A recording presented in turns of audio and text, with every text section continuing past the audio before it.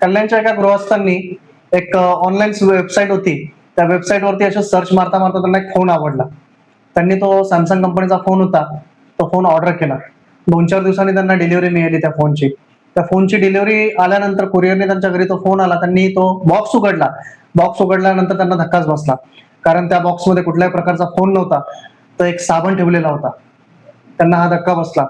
त्यानंतर त्यांनी संबंधित कंपनीच्या कस्टमर केअरला कॉल केला. कस्टमर केअरला कॉल केल्यानंतर त्यांना सर्व हकीकत सांगितली, की माझ्यासोबत काय झालंय वगैरे सर्व काही सांगितलं. तर त्या कस्टमर केअरचे जे प्रतिनिधी असतात त्यांनी त्यांना उलट उत्तर दिलं, ही जबाबदारी आमची नाहीये.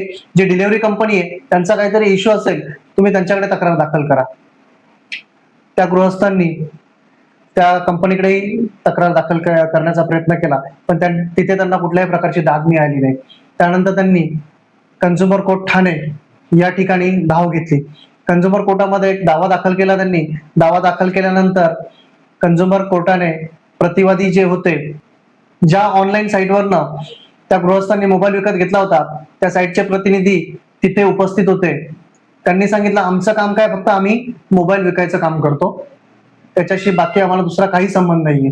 त्या प्रकरणामध्ये न्यायालयाने खडसावलं, तुम्ही जर विक्रीचं काम करत असाल तर पूर्ण जबाबदारी ही ग्राहकाला सर्व्हिस देण्याची पूर्ण जबाबदारी तुमचीच आहे, तुम्ही जबाबदारी झटकू शकत नाही, असं बोलून त्या गृहस्थांच्या बाजूने कंपनीने निकाल दिला. त्या निकालामध्ये असे नमूद करण्यात आले की साधारणतः तो सॅमसंग अल्ट्रा फोन होता, काहीतरी 80,000च्या आसपास त्याची किंमत होती. ती 80,000ची किंमत त्या गृहस्थांना भरपाई म्हणून देण्यात यावी.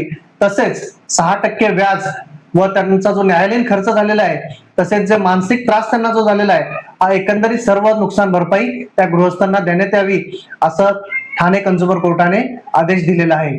धन्यवाद मित्रांनो, आपण जर माझे व्हिडिओ युट्यूबला जर बघत असाल तर माझ्या ॲडव्होकेट महेश वंश या चॅनलला नक्की सबस्क्राईब करा. तसेच आपण हे माझे व्हिडिओ इंस्टाग्राम किंवा फेसबुकला जर बघत असाल तर ॲडव्होकेट महेश वंश या माझ्या पेजला नक्की फॉलो करा.